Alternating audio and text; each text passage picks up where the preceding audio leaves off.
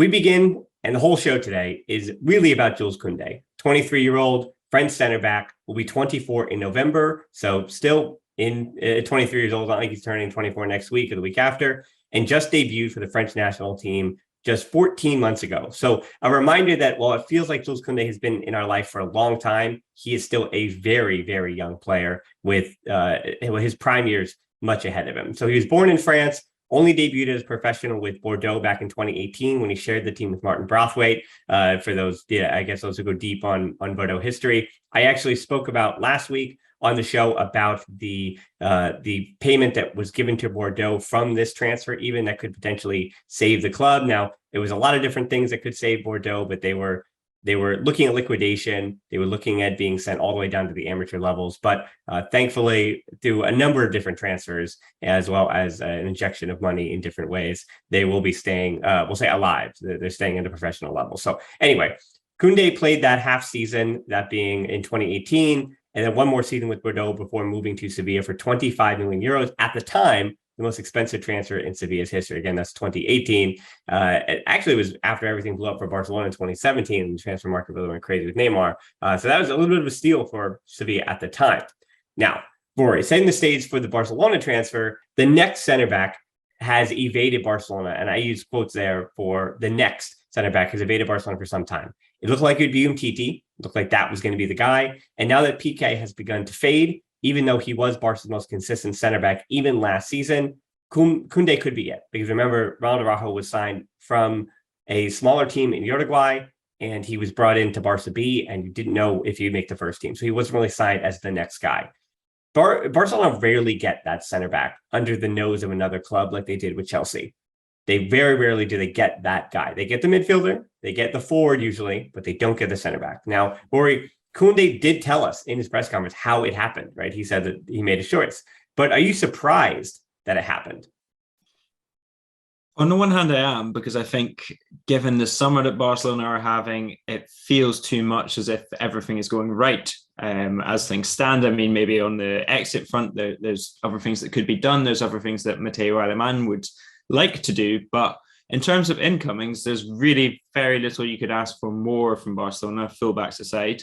And Kounde's signing, as you say, it's unusual for Barcelona to be beating other teams to sort of these sort of up and coming young expensive players. I mean, if they set their mind to a player like they did with Antoine Griezmann or like they did with Coutinho, they've been paying over the odds in recent years. But this is a deal in which they didn't pay over the odds. They simply managed to persuade Jules Kounde to come. And I think one thing that we've really seen this summer, as good as Mateu Alemán's work has been, and as well as Barcelona have done to get these targets in, it's just how involved that Xavi has been in the process. And the fact that each of these major signings, Rafinha, Lewandowski, Jules Kounde, even Ousmane Dembélé, if you want to count him as a sort of new signing as well, he's a re-signing.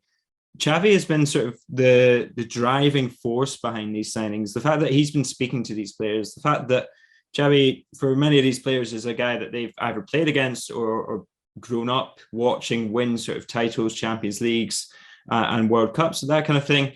He's been speaking to them. He's been outlining exactly what they'll do in his Barcelona, outlining exactly what he sees for them, and convincing them that Barcelona is the right place for them, when perhaps Chelsea, to all intents and purposes, let's not forget that Chelsea won a Champions League 2 years ago. They have Thomas Tuchel in charge. They have a hell of a lot of money behind them as well. I mean, Barcelona's financial situation is a fun topic, but Chelsea definitely do have that money to be spending, and it's not a risk for them. So yeah, I think it is quite an achievement for Barcelona to be getting Jules Kounde in. And I think Xavi, for me, has been the quintessential part of it. And I've really liked the way that Barcelona have gone about this. I think it's been very strategic. They've seen that, okay, some of these players we're not going to be able to pay over the odds for. We're not going to be able to outbid other teams for. So how do we play on our advantages? How do we use our cachet? How do we use what we do have, the assets we do have, in this case, Xavi, the prestige of the club, the fact that you get to compete against Real Madrid, Lewandowski, the fact that you maybe get to win a Ballon d'Or if you're a Barcelona player because the hype is so high around them.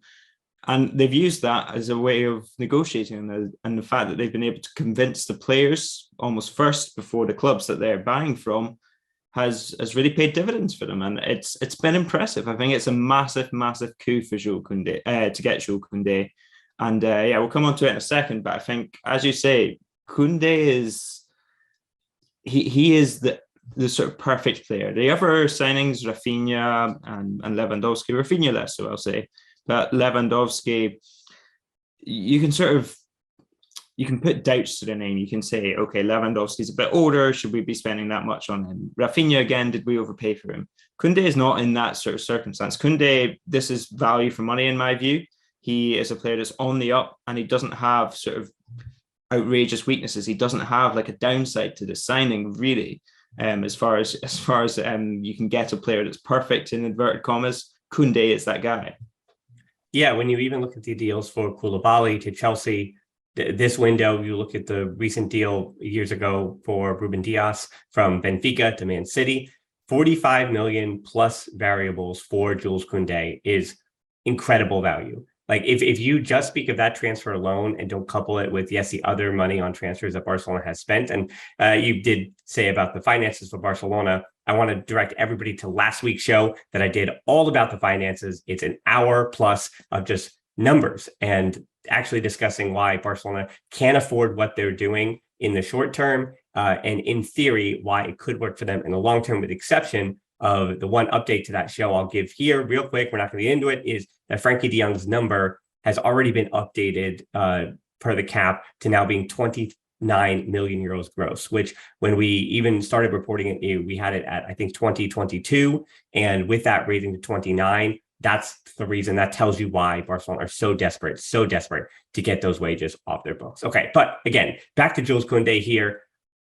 As I said, he's 23. He's still young. He's only been around since 2019, which, I guess honestly, because of the pandemic, it feels like a lifetime ago. It feels like we had this time to kind of think about who was who in the Liga and where they were. But now coming out of last season even, and you could argue the last season and a half, really, he's ascended into being a top center back in the Liga. So I guess for you, Rory, who cover the whole league and do cover, you're on because you're not just stuck in your Barcelona bubble.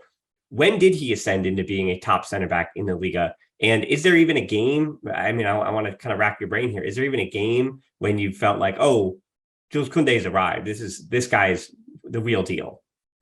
Well, certainly I'll deal with that first. If you want to pick out a sort of a moment when he really sort of stamped his authority against Barcelona, when he essentially just ran through the entire defense. And It wasn't particularly technical run, but just powered through the entire Barcelona team and then like fired it into the bottom corner. And that was really a show of, okay, yeah, this guy's quick and he's fast and strong, and he's got sort of a bit about him on the ball. He can play well with the ball at his feet, but it was more the desire and the ambition to sort of drive through the Barcelona defense. You get most wingers get into that situation, they don't have the sort of ambition to take on 2-3 players, and they don't have the sort of presence of mind to then keep their cool and fire into the corner. And this guy's a centre back. So if you want to talk about moments, that was a big one. But just, I think, in terms of arriving into the top level, in terms of sort of making that leap to being sort of an elite defender in inverted commas, or somebody that's at the top of the league, I think ever since he's arrived, he's more or less slotted in. And if you look at that sort of first year, that's the year that they won the Europa League, and maybe they weren't perfect defensively that year, but Julen Lopetegui has based the Sevilla side on this kind of very solid triumvirate of Fernando Regis in midfield, Diego Carlos, who's now at Aston Villa, and Jules Kounde. And Kounde has been a massive part of that because Fernando's been very good at being able to cover for him. Kounde can drive forward with the ball, and it gives them an air of unpredictability. So I think almost the entire 3 years that he's been in La Liga, he's been one of the top central defenders. I think you give yourself a year or two just to double check that what you're seeing is correct, and it's maybe not just a really good season where it's fit in, but over those past 3 seasons, there's only 2 players that have won more aerial duels than Jules Kounde over that time. And yeah, I have to say, I think ever since he's come into the league, he's caught my eye. I think I'm not alone in that. I'm not sort of breaking any news or making out like I've spotted something. I think he's just been incredibly good ever since he's come into the league. And I'd say he's been at the level he needs to be at ever since he arrived at Sevilla. I can't say that I watched him at Bordeaux, but he's slotted in almost perfectly. And he's got Jesus Navas, who's been his sort of right-sided defender for the majority of his time at Sevilla. Not so much the last season, but Navas, he has a lot of benefits. He has a lot of good traits, but his sort of almost main sort of quality that he brings to the right side is he gets forward very well. Yeah. And he gets up and down that line. And Kounde has the ability, the recovery pace to cover for Jesus Navas, but also to be able to go forward and not make it look unbalanced himself. So yeah, I have to say, I think the entire time he's been in La Liga, he's been at that level. Well, so often Barcelona too, to kind of wrap up put a bow on the transfer side of this, that Barcelona have done well. Their track record of pillaging Sevilla for some of their best talent in especially the last 10 years has worked quite well for Barcelona, poaching Rakitic, Alex Vidal, Lenglet. I mean, I'm even throwing Luke de Jong, who basically helped save Barcelona in their darkest hour last year. I really, like, when I think of Barcelona in this era, in their darkest days, Luke de Jong as this Gandalf figure coming over the mountain is who I think of. But plus I have to mention too, Barcelona also took a 10-year-old named Ansu Fati in 2012 from Sevilla. Another reminder too. And before that, it was Adriano, it was Dani Alves, the big one, and Seydou Keita came from Sevilla as well. And prior to that, even going back to the Dream Team and beyond, Ricardo Serna and Nando arrived as well. But the player that made the second most appearances for Barca behind Alves that came directly from Sevilla, this is a difficult one because it's all the way back in the late 60s, early 70s. And it's Gallego, the center back who Barcelona, you want to talk about dark days. He helped Barcelona stay afloat during those troubling times of the late 60s and early 70s, arriving from Sevilla in 1965 and then leaving to go back to Sevilla in 1975, making over 325 appearances for Barca again in a time when they had very few talented players, but you can actually see his name if you're watching on YouTube. It's there. There it is right there behind me. There you go. Gallego. So anyway, yeah, important player, legend of Barcelona, came from Sevilla. And then the other way around, Sevilla doesn't get much from Barca, but Munir did go the other way. They've had a few loans through the years as well as Deulofeu and Denis Suarez that neither really stuck. Before that, it was Martin Caceres back in 2011. He really didn't succeed at Sevilla either. So very rarely does Sevilla get a Barcelona player in their prime or an important part of their career. And you could say that Rakitic, though, going back to Sevilla, he's been an important part of what they're trying to do now. Now, we might talk about Sevilla later on when we talk the rest of the transfers. But again, back to Jules Kounde here. We're going to talk about what he is on the field and what he could mean to Barcelona on the field. As a professional, Rory, he's played 192 games at center back, 7 at right back, and 1 at left back. I felt like there was a huge discourse. I made the mistake myself of saying, well, of course he's going to be able to slot in at right back because of the dearth of center backs that Barcelona has. And yeah, they have Des and Roberto, but maybe they're not going to be trusted in important moments for Barcelona. So you have Kounde as an option there. But again, 192 games center back, 7 at right back. I think it feels like we're overblowing that idea that he could fill in naturally at right back.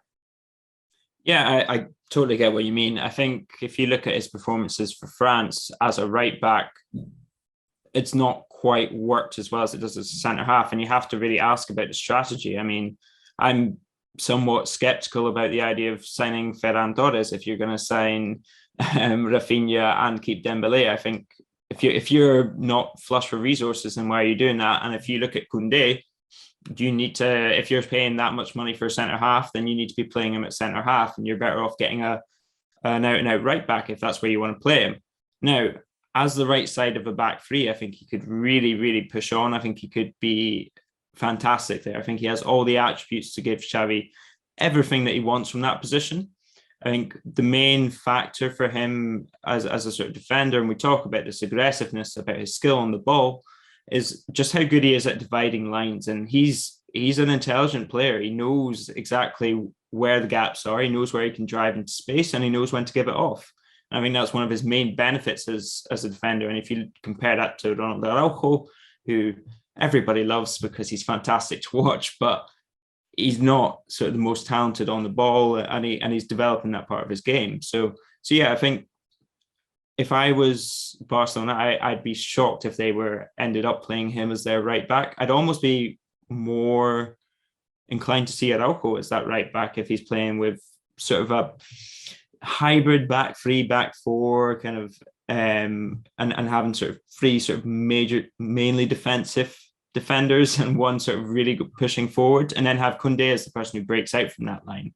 But yeah, I can't really see him at right back, just because I think strategically to make that signing and then play him at right back is a bit of a waste, personally. Well, I think Xavi agreed with you. I saw the Red Bull game last week or on Saturday in person. It was the first time seeing Barcelona in quite some time, and I was excited to see Araujo. So they defended in our half of the field where I was sitting in the first half, and while Araujo was on the opposite side of the field, his passing and his ball playing and his line breaking, it wasn't there. It wasn't. He's had some good games. He's had some good passes, but it certainly wasn't there in that preseason game for a number of different reasons. Maybe it was the press that Red Bull was throwing out. And regardless of what you want to say about the level of competition, the New York Red Bulls, as far as even teams in world football, have a high level of press. Like, there are teams that do that and there are teams that don't. And Red Bull is one of those that go all out. And those are the teams that Araujo usually struggles with on the ball. And he did. He did exactly what it was. And so afterwards, Xavi said that, I want my center backs to be able to be better on the ball in those situations. And that's why he has Araujo out at right back. He basically admitted it, that if Araujo gets better on the ball, he'll move in centrally as he should be. And he's the best center back as far as the defender. And, we are getting into a little bit of the nuance there. It's like when you mentioned the highlight for Kounde, it was that goal for Barcelona, right? And as I've learned with many of my listeners, especially on social media, about defenders, if I compliment Eric Garcia, then I'm basically saying that, I'm willing to forgive his problems defensively. And we can't do that, right? Defenders are meant to defend. So I say that with a little bit of rolling my eyes a bit, because we know that when Barcelona have 70% of all possession, that having a center back that can break down lines and, again, rest defense and more complicated ideas as far as how to defend, how to win the ball back, that, those defenders that push forward and are really good at playing the ball forward, like a Garcia, like a Kounde, have to figure out those other things. Now, Kounde is a much, much better defender than Eric Garcia. I'm going to say that up front very, very, very easily. But one of the concerns I think for Kounde that people are having is his height. He stands at, now for the Americans, 5'10" and 1.78 meters for everybody else. I mean, does that concern you? Because I want to give you a little context here. Garcia is 6 feet. Piqué is 6'4". Araujo and Christensen are both 6'2". It feels like Araujo's like 6'7", but no, he's only 6'2". The same height, that being Kounde, is the same height as Sergio Roberto. So we will talk about the other stats in a minute here. I'm almost answering my own question here, but 3.15 aerial duels, 1 per 90, puts Kounde in the 72nd percentile of all center backs in world football, which actually was a bit surprising to me, because I thought he would lose more of those. Yeah, definitely. And that's the conclusion. And I don't include you in this at all, Dan, but I think that's the conclusion that people come to if they've not watched Jules Kounde. Because if you watch him and you watch him defending, he's one of his better traits is how good he is in the air. And he's an incredible leap on him, really sort of gets up high. Watch the 13 goals that he scored for Sevilla. Quite a few of them are him sort of rising above the rest of the defense. And I think there's, obviously being tall really helps to win headers, but there are also a lot of very tall footballers that cannot jump and don't jump, and they don't really know how to win headers as a result. I mean, if Sergio Busquets, say the name, Sergio Busquets. Yeah, precisely. And Kounde will beat Busquets in the air every single time. I can almost guarantee you that. So yeah, I think I have very few worries about Kounde in the air, and I think defensively, if you want to pick holes in his game, it's more, the thing that I'm more worried about Kounde with is the fact that he's coming from the Sevilla system where everything is kind of tweaked for his benefit. So as I say, Fernando Regis, he sits in very well. He's I'd say the best in the league at covering for a centre back or covering for a misplaced defender. He's the best at slotting in, and Kounde has that freedom to go forward in the knowledge that Fernando's behind him. And then on the flip side as well, Lopetegui, his sides, they do just play with a handbrake on quite a lot, and they play safe football for the vast majority of it. It's percentages football. And Kounde has been a sort of an element of chaos, so to speak, in the fact that he takes risks, he goes forward, he's ambitious. But in a Barcelona side, will he have that insurance policy? Will Busquets be able to provide the cover for him? That's partly up to Xavi Hernandez to make sure that does happen. But that would be sort of my main concern about Kounde is more when the chaos ensues, how is he going to respond to that? And I think he has recovery pace. He's very good one-on-one. He's not going to be beaten because he's in a high line necessarily, It's more either sort of when he pushes forward and then there's perhaps a gap left, or if Barcelona, and the theory is that you're not doing this too much, if they're stuck in their box defending and sort of wave after wave of attack, I think every central defender struggles with that to a certain degree. But this was what I was doing when I was sort of going back through his games last season, because I was writing a piece about Kounde a couple of months ago, and I was trying to pick holes, and I really was having to search, but I was trying to pick holes in Sevilla's defending or in Kounde's defending. And the one thing that did stand out to me is sometimes when the ball gets to the byline, he can be beaten by that sort of run coming in behind him or coming in front of him. That's literally almost all I could find with him. Yeah, and then we talked about Sevilla's system, right? And that was certainly unlike even a Real Betis or Real Sociedad, when you can kind of pick and choose. You pick a player out and say, yeah, what if you plug that player or a different player into this situation? But I felt like last season, as you're saying, for Sevilla, like a Campos up top, and then especially playing with those two, just a big center forward and in Nesiri, where they have to be that player. It has to be that guy in that system, or else it won't work for Lopetegui. And we saw when Sevilla did have to make changes, or over the course of, especially in the spring, when they had to use the full depth of their squad, when they just look a bit more ragged, because if it wasn't the guy that was built for that role, then they would struggle. And I even felt, looking and extrapolating at the other stats for Kounde, I had a little bit of trouble because of Sevilla's system, so dedicated to doing, we'll say, XYZ, and even defensively. The numbers are so much lower than they probably should be for some of these defensive metrics because of the way that Sevilla chooses to defend with Kounde next to Diego Carlos. So these are stats courtesy of FBref. As people know, I use that usually to get some of these percentiles and stats and things. So the one that jumps out offensively is he's in the 97th percentile with 1.16 shot creating actions per game. That, again, is a reminder that he does get forward. And when he does get forward, he makes good decisions. That's kind of what you need to know from there. As well as when he does get forward, his 1.54 touches per 90 in the opponent's box is in the 96th percentile. His progressive passes received are in the 97th percentile. He's in the 90th percentile in all center backs and progressive carries, and the 98th percentile in dribbles completed. Again, with what we're talking about, his offensive abilities, none of those numbers are really surprising. If anything, though, to be in a high 90s percentile in all of those different categories, just tells you that not only does he do that, but he's consistent with it. He's consistent beyond the players that, and there are players around the world that, as a center back, especially for teams that really go up and down, they don't necessarily do much winning, but their job is really to get up and down. Those are the ones that scoot those percentiles a little bit. So for a team that succeeds and wins a lot, to be in those percentiles, right where you'd almost expect him to be at the level that we know he can attack at. And then due to the team's success, that being Sevilla's, he's in the 28th percentile or lower in pressures, tackles, blocks, and clearances. All of those really important defensive metrics, which is interesting to me, particularly the pressures, because whether he's playing next to Araujo or likely he's playing next to Andres Christensen, you could see that he is going to be the reactive center back, right? He's the one that, especially on this preseason tour, we've seen a lot of Eric Garcia at left back.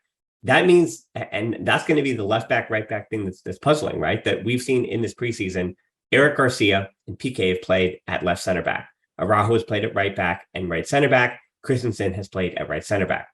Kounde is going to play at right center back. So does that mean that Christensen, having played the most minutes of anybody in preseason, but having done them all at right center back, is he going to be shifted over to the left and Kounde slots in at the right? Or there's a lot of right-footed center backs there. And to that end, it really is one of these pairing situations where it feels like you can't really put Kounde and Eric Garcia together. I can't imagine that combo.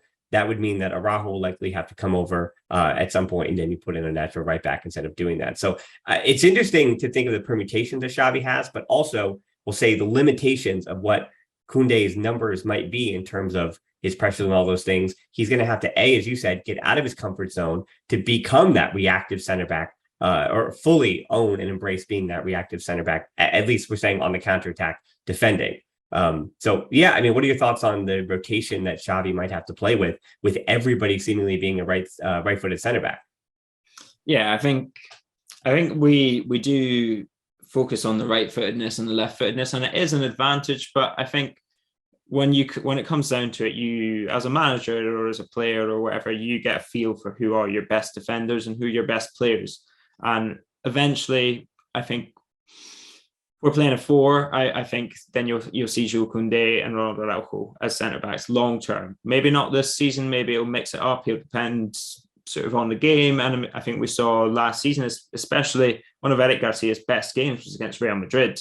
And that was because Barcelona played in a very certain way. They played with a lot of the ball and they played very well. They carried out their system almost to perfection. In games where Xavi perhaps wants to mix up that system, or if he wants to, or if Barcelona are suffering a bit more, if they're not possessing the ball as well as they were then I think Araujo and Kounde should be the partnership. But if they're playing a 3 at the back, then I think Kounde slots in as that right-sided centre half. But I have to be honest, I think that those stats, they do surprise me, because one of the things that stands out about Kounde when you watch him and when you see him play is just how good he is at spotting sort of and shutting out a counter-attack, how good he is at stepping into the game and shutting things down before it gets into sort of the Barcelona or Sevilla box and before he has to be running back. So it does surprise me. And I think in Kounde and Araujo, you have 2 players that would potentially fit together. And the fact that Kounde, if it were me, just based off what I've seen from Sevilla, then I would have Kounde as your centre half that steps forward more, and I'd have Araujo as your centre half that stands off a little bit more. 100%, yeah. But it'll be interesting to see how Xavi works it, because I have to say unless Xavi wants to play a 3, then I'm kind of confused as to why they signed Andreas Christensen, because I think Gerard Piqué, I mean, he has his fans and his haters, as we saw in the US, but like he's still at a good level. And I think if you want a 3rd centre back to compete, then Piqué, Araujo and Kounde, that's about as good as you can get for a back 4. So I think there must be something in the works here, either with Araujo at right back or a back 3. Yeah, I think that's one. Well, 2, I think Xavi, it's interesting because Xavi has said before he arrived, I've said this a billion times before, that ideally he wants to play a 3-4-3. And even this transfer window kind of tells you that these players are fitting in the roles of which he had his players. Now, Qatar is different than the Liga, of course, but the players that he had in Qatar and the system he ran in Qatar, which again, that isn't built on individual success or these, superstar players that can only do XYZ or only want to do XYZ. That system was built on Xavi saying, hey, I'm going to put players in this system 3-4-3, and the best players for that system are the ones who are going to start and adapt to it. And he could do that. He had the cachet to do that in Qatar, especially again with the level of the player there. But, in the Liga, it even seems like this transfer window is building up to that 3-4-3. That's why his comments after Red Bull as well was puzzling, because he said, 3-4-3 really puts you in danger on the counter. It defensively, it weakens what you want to do. And that's interesting that he kind of went in that direction and said, and tried to put fire on that. Tried to put water rather on that 3-4-3 idea.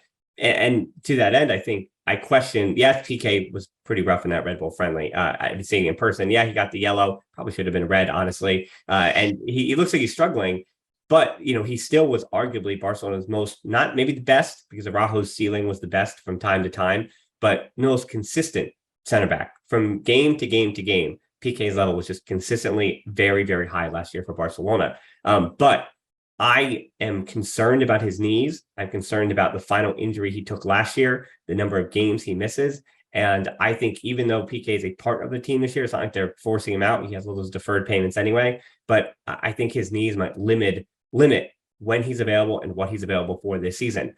Now, last point here, speaking of injuries, and then we'll go to transfers, Rory. What could be in between Kounde? What is standing in between Kounde and the starting spot at FC Barcelona for 10 years, aside from injuries? And I say that just to bring up that Kounde has missed, this is incredible. I say durability is a skill. He has missed less than 5 matches due to injury in the last 5 years. He has missed double that number due to yellow card and red card suspensions, which he's a center back. So of course those things happen. A young center back, by the way, too. Yeah, no, if you're asking me what's standing in his way, it's probably Barcelona, to be honest. I think if you have to look at it, it will be either a misuse of him, a misuse of finances, which force them into a deal they don't want to do, or if they fail to find sort of the right partner, maybe he becomes the Frankie de Jong, so to speak, if they fail to find a way to utilize his skills. But as I say, I think more so than Lewandowski or Rafinha, this is the signing that really sort of made me smile. It made me go, yeah, okay, that's a statement signing, because I do think there's just so few holes in this signing. And I think I was shocked, to be honest, that not more clubs around Europe were willing to sort of test the waters, that Chelsea didn't go further with their bids kind of thing. Maybe it was just a case of Kounde being convinced by Xavi, but I think if you're looking for reasons that he might not succeed or reasons that his career at Barcelona might be shorter than that, yeah, it's up to Barcelona to manage their talent well and to make sure that the likes of him, the likes of Pedri, the likes of Gavi, they stick around for that period of time. A 23-year-old elite center back for 45 million euros plus variables. If he was left-footed, I would call him the perfect signing, right? That's what it would be. If he was left-footed, he would be the perfect signing. But as far as signing this player at this time, yeah, the short list of center backs that Barcelona wanted, needed, and fit, and on paper fit what they're trying to do and fit the skill set that Xavi is looking for. Yeah, Kounde, that's what I come away with, asking, is this a perfect signing? Question mark. That's what it is. And one just tiny point as well, because I know we're moving on, but one of the other things that Kounde really has, character.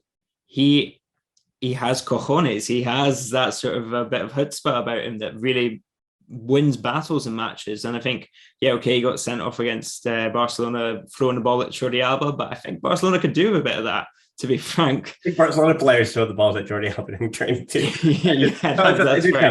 They're professionals. Everybody relax on that. It's those are for the memes and the trolls, of course.